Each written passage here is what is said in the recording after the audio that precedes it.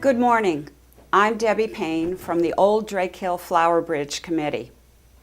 Although the beautiful flowers from the boxes and baskets on the bridge are gone now, at this very moment a work party of dedicated volunteers is gathering and placing evergreens and holly in the boxes. And they're making sure that the lights that they have strung on the trees adjacent to the bridge are working. We want to ensure that the bridge is a beautiful and inviting spot to visit even throughout the winter months. And on behalf of the committee, I would like to invite the public to our tree lighting on the bridge. It will be on December 2nd at 4:30. Please join us for cookies and hot chocolate as we usher in the holiday season on the bridge. I am joined today by three very enthusiastic supporters of the bridge, who have used their creative and technical talents to come up with something very special that we're excited about and eager to share with you. Bill Selig is a very familiar face in town. He's the owner of Bill Selig Jewelers in the Drake Hill Mall in Simsbury, and he has a shop in Windsor, and been in business for 38 years? Yes. Is that correct? And he has a long history of partnering with community nonprofit organizations to help raise awareness and funds. Kelly Hernsdorf works with Bill as a designer. She has a degree in fine arts from the Rhode Island School of Design, and your background includes some very interesting design experiences. I think some set design for stage and screen, and she's very skilled at computer-aided design techniques. Yes, it's really fun. And Debbie Leonard is a very well-known local artist. She's probably best known for her paintings, although she works in many other mediums.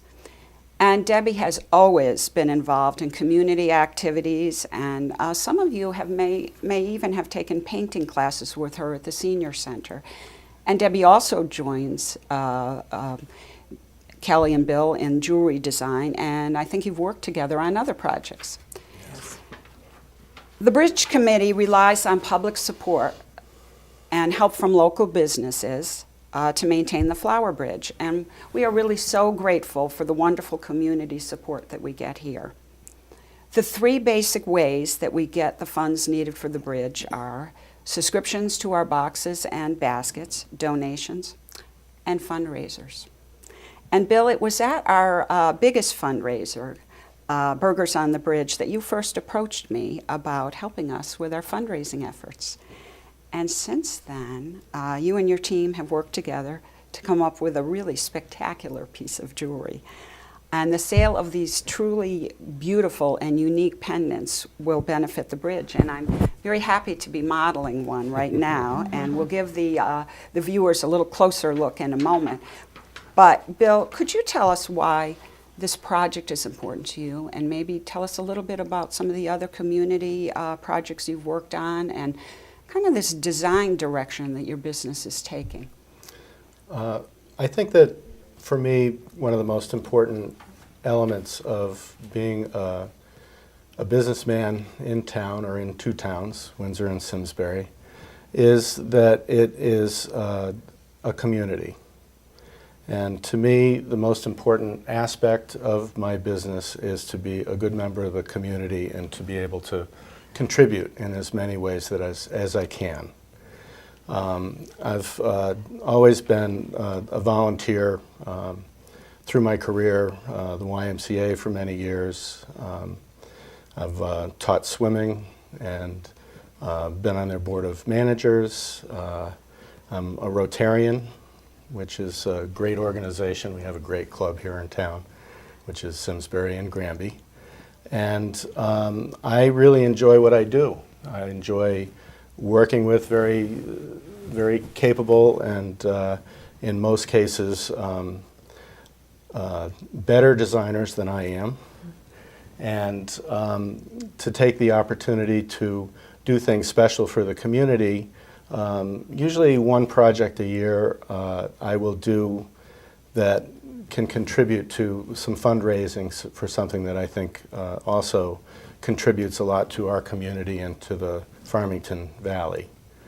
One of the first ones that Debbie and I worked on was, she's modeling actually, is for the Farmington River Watershed Association. And this is Debbie's river. That's right. I'm So on the board. this is the Farmington River that she's wearing. And from that, we've gone forward and done different projects. And the latest is the Flower Bridge. One of the reasons that I am involved in both the river and the Flower Bridge is that I live very close to the river. And so I enjoy it, and I like to make sure that the community also can enjoy it. So that's my motivation. Well, we want to thank you for hosting a really lovely reception last night in your shop. It was so that members and visitors, guests, could come and see the bridge pendant for the first time, and it was a very nice event, and we want to thank you for that. Well, Debbie, would you like to give the viewers a close-up look of this lovely pendant?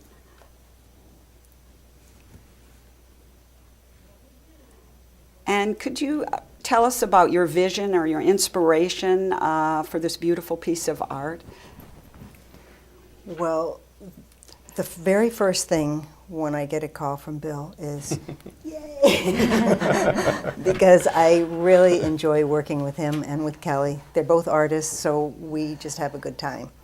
And for this piece, we actually took a walk to the bridge, and that was fun. We looked at it. But what I try to do is find something that people can relate to about the bridge. And with the flower basket, this piece, even if you don't live in Simsbury and enjoy the bridge, you can wear it and love it and not even ever having seen the bridge. So then I go back and I start some drawings. And this is what I came up with for this. And in the design, I incorporated having the hanging part of the basket. So that's on with the chain there. And that really makes it look like it's one of the ones on the bridge. And it was important to have that shaped basket, too, because that's what you have there. Yes, So. yes. Well, what a wonderful job you've done of taking such a complex subject as the bridge with all its detail and focusing on one very recognizable element to represent the bridge, and it is truly beautiful, and that is our baskets. Thank you. Very, very, very nice. Very beautiful chains. And Kelly, would you like to tell us about the process that you go through to take a sketch and to translate an artist's drawing into this really very three-dimensional, almost like a piece of sculpture? I'm sure there are some challenges involved in that process. Well, yes, there's always some challenges. It depends on the different materials and the kind of ultimate look you're looking to end up with. For this piece, we actually spoke with another local artist, Jerry Woods, who we asked to create the three-dimensional image that we could start with. And he actually built this by hand first with different layers of silver that he built up, and he has this incredible cutting technique that he's got wonderful attention to detail. And so he built this for us, the original, and then we go through a process of making different molds, which this is a silicone mold, and then you inject wax, which will create this positive.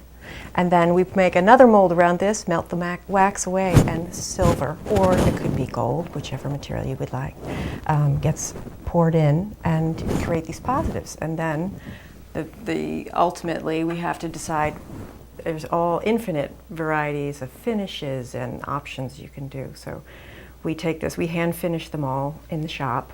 We also have the capability to do all of this process ourselves in the shop. And then we work on creating different looks for the custom designs, and we do this with.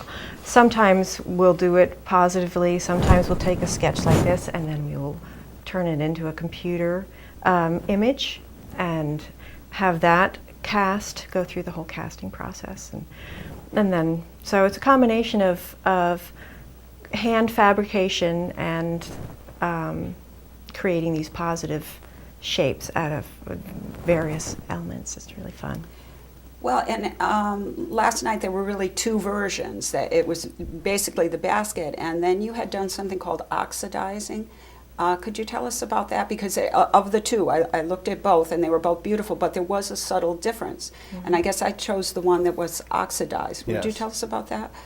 Well, actually, the oxidation process is the same as rust, except in this case it's a chemical that affects the copper and the silver alloy. Sterling silver is 925 parts silver to 75 parts copper. And what the chemical is, which is primarily liver of sulfur, does is it affects the copper in the alloy, and it makes it rust, or in this case, tarnish. And the other version that we do is the bright finish before this process starts. So, and basically we're hurrying up the process by doing it this way. The other pendants eventually will develop their own natural patina. And these pendants, the way to maintain their beauty is simply to use a polishing cloth occasionally to brighten up the accents. Well, it's probably difficult for the viewer to see, but there's such depth to this. It's really like a three-dimensional. It's like a sculpture, beautifully hand finished. This is not costume jewelry or a souvenir item that sometimes organizations will have kind of like a mass-produced piece. This is nothing at all like this. Really, the goal of this is kind of really an artistic forever kind of piece, and it's simply beautiful. I'm seeing this as maybe a wonderful gift that family members could give someone that has a connection with the bridge. It's a wonderful retirement gift for someone that maybe has worked in the community or lived here for a long time, or someone that's been very involved in community service or community organizations. And we have a fair amount of weddings on the bridge. Don't you think this would be a wonderful gift for the bride, or perhaps for the bride?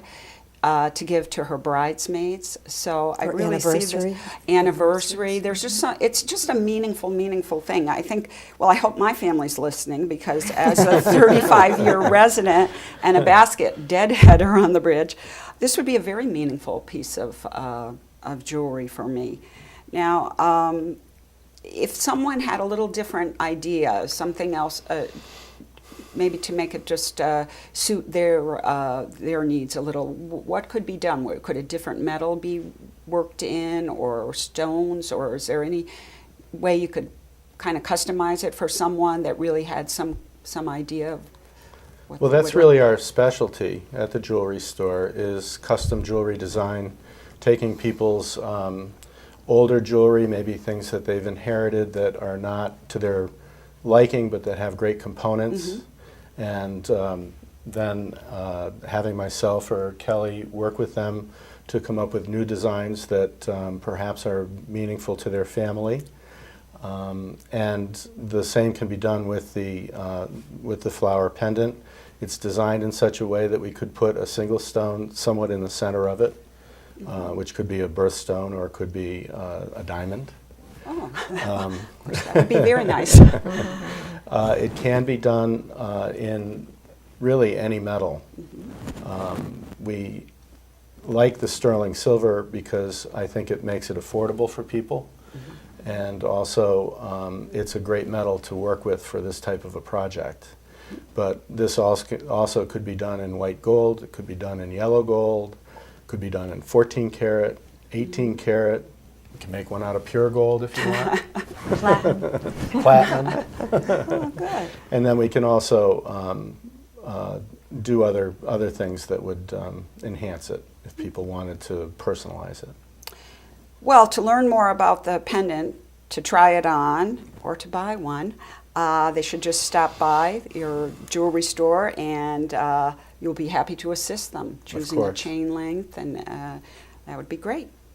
Well, thank you so much, Bill, Kelly, and Debbie, for this wonderful pendant and being here to unveil it for us.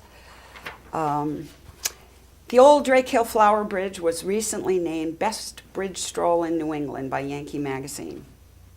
Don't let the cold weather keep you away. The bridge takes on a whole different kind of beauty in the winter. So just keep right on strolling on the bridge, and thank you for your support.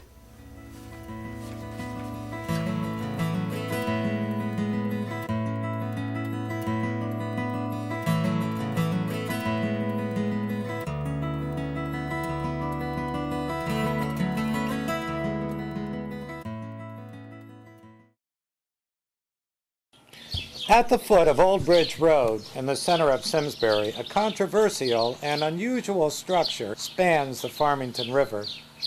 The volunteer members of the Old Drake Hill Flower Bridge invite you to a view at the bridge.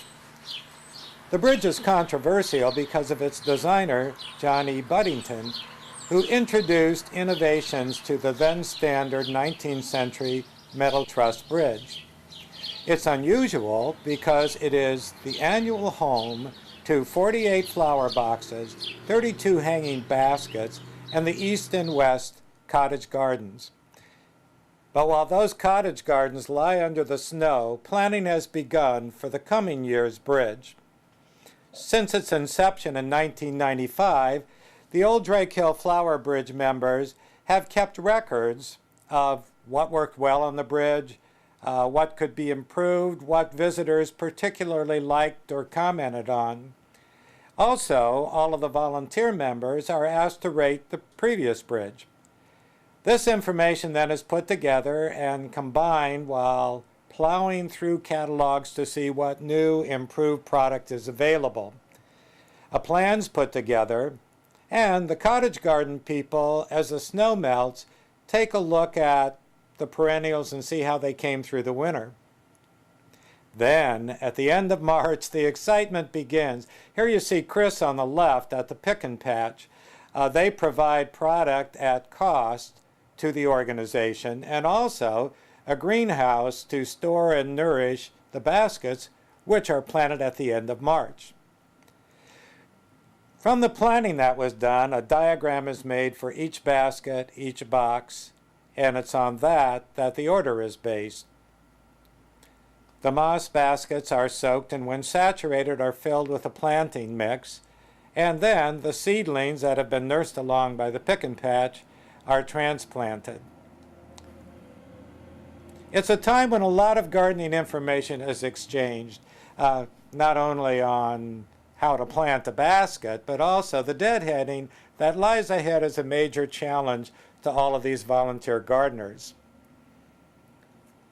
The baskets begin completion, and in about 2.5 hours, the last of the 32 baskets has been planted, and the baskets are moved to another greenhouse, where they will rest until slightly before Memorial Day. The box committee also inventories what the winter damage has been to both the boxes and the irrigation system. Working with the irrigation committee, they come up with a list of repairs. And then, just before Memorial Day, and in this case a blustery few days before Memorial Day, the crew gets together again to replant the boxes.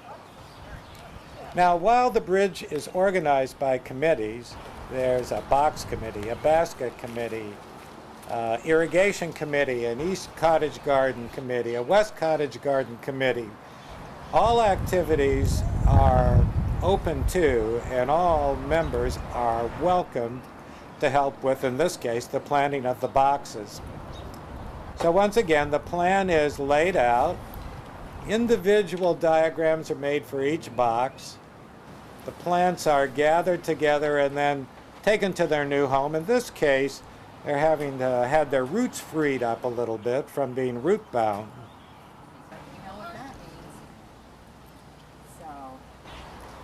And again, within a couple hours, 48 boxes have been planted. And while they weather this blustery day, as did all of the volunteers who feel, aha, we got it done, the baskets, by contrast, are resting in their moist, idyllic environment. unbeknownst to them, in just a couple days, they too will find their way to the bridge. And that Friday before Memorial Day was much nicer than the day for the planting of the basket.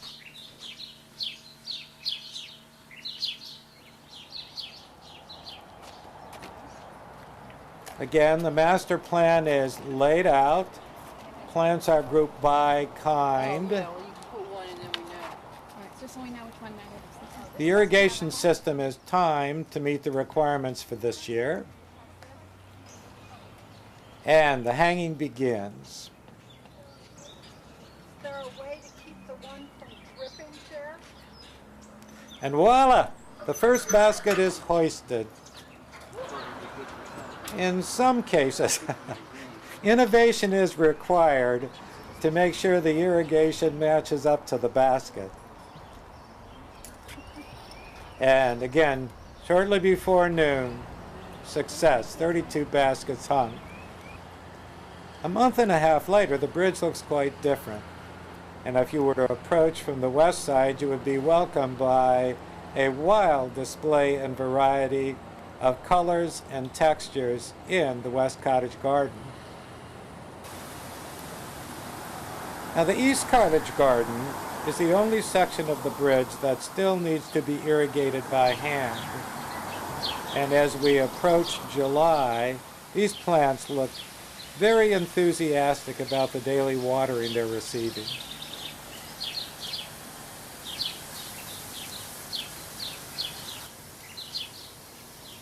As the summer wears on, the boxes too begin to mature and provide respite for a wide variety of visitors who stop by the bridge and more make it a destination.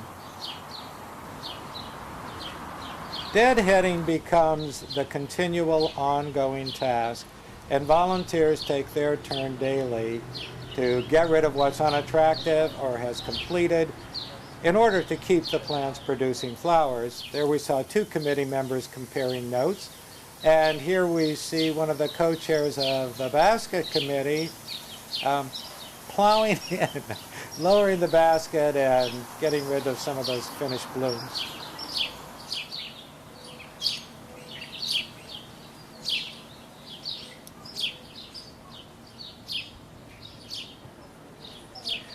There's a monthly meeting held by the organization, chaired by its president, Marilyn Yates, where feedback is given on how the bridge is going, if it's in the winter, the input for all of the plans. It's a major activity to keep it both operationally going and funded. We get a lot of visitors and a lot of appreciation. It's very satisfying. Even crew members of the Simsbury crew give a nod as they go by, smiling and saying thanks. Families are quite common, and parents seem to have a real desire to educate young people early to the value of nature and the beauty that exists into it. Couples, mothers and daughters, comparing gardening notes, bikers, hikers, people from actually all over the world, Austria, Switzerland, Germany, when in the area, go to the town sites, learn about the bridge and visit. The vision of two women, Anita Mealard on the left and Dominique Avery on the right, made the bridge possible. Anita secured the grant for its restoration, and it was Dominique's idea originally to put flowers on the bridge. Not all of our visitors are human, and not all of them come just for the aesthetics, but we believe in sharing the wealth, and in fact, plant parsley to attract butterflies. That's been successful in the past, and here's a butterfly in the making.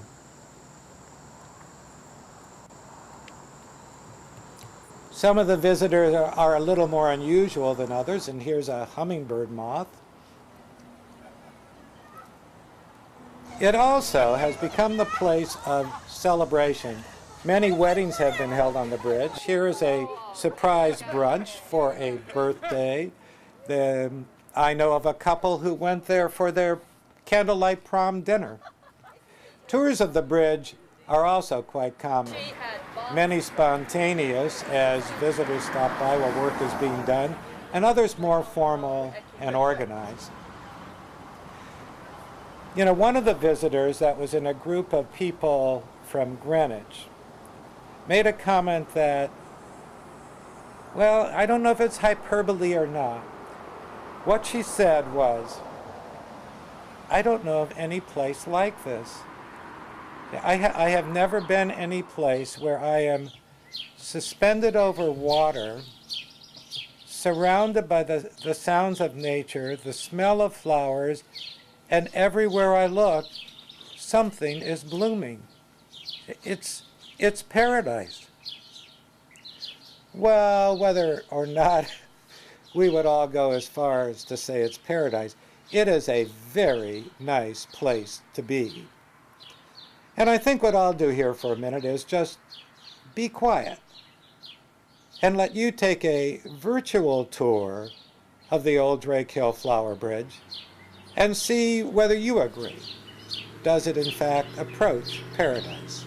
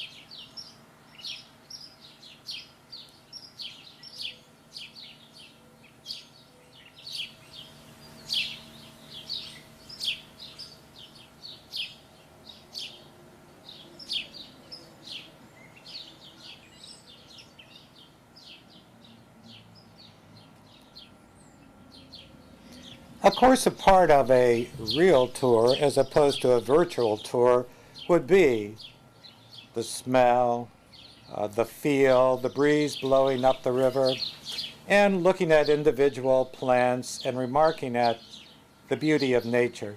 So in a flashback of some of those isolated scenes, I hope that you feel, if not paradise, that this virtual tour has served as an invitation. We hope you'll visit the Old Drake Hill Flower Bridge.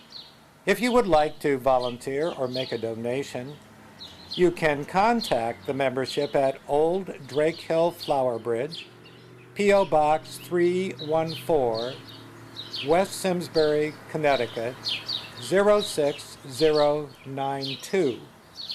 Also, to learn more about the bridge and its history, you can visit the town website, townofsimsbury.com.